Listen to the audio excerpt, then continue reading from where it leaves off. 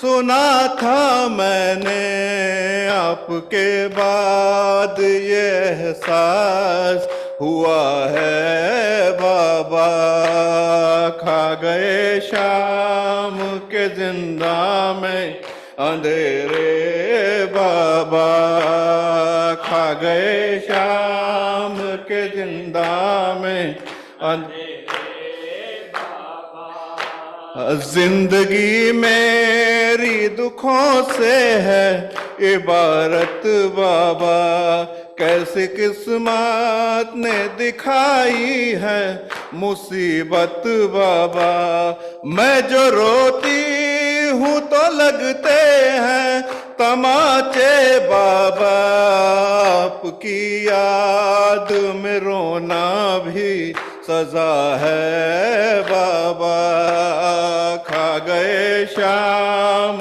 کے زندہ میں اندھیرے، کھا گئے شام کے زندہ میں اندھیرے،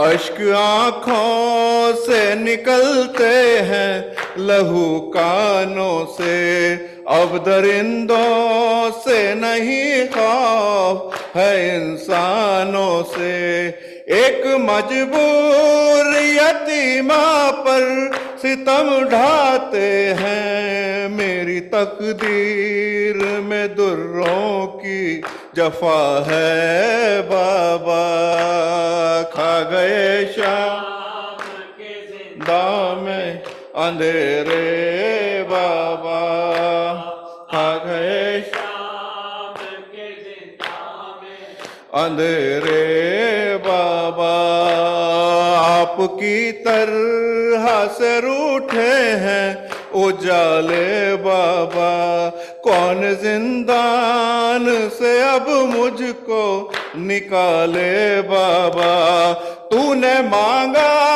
تھا دعاؤں میں خدا سے جس کو، اب وہی بیٹی ہے زندہ میں جفا رے بابا، کھا گئے شام کے زندہ میں اندھیرے بابا، کھا گئے شام کے زندہ میں اندھیرے بابا، اپنے ارمان تھے انزا سے میں گھر جاؤں گی، ایسا لگتا ہے یہیں رو رو کے مر جاؤں گی، یہ ستمگار سکینہ کو کفن کیا دیں گے، کیا کفن آپ کے لاشے کو ملا ہے بابا، کھا گئے شام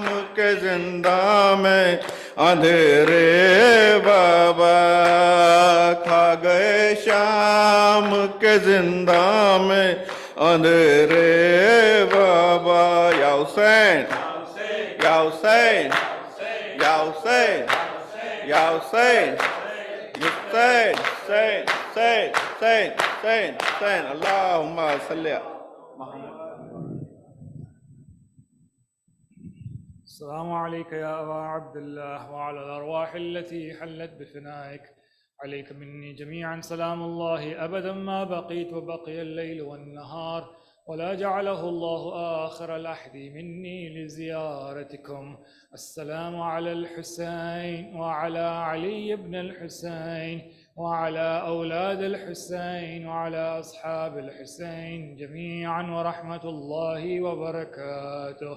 السلام عليك يا مولى وابن مولى، السلام عليك يا غريب الغرباء، السلطان أبا الحسن علي بن موسى الرضا، كن شفيعنا وشفيع والدينا في يوم الجزاء ورحمة الله وبركاته.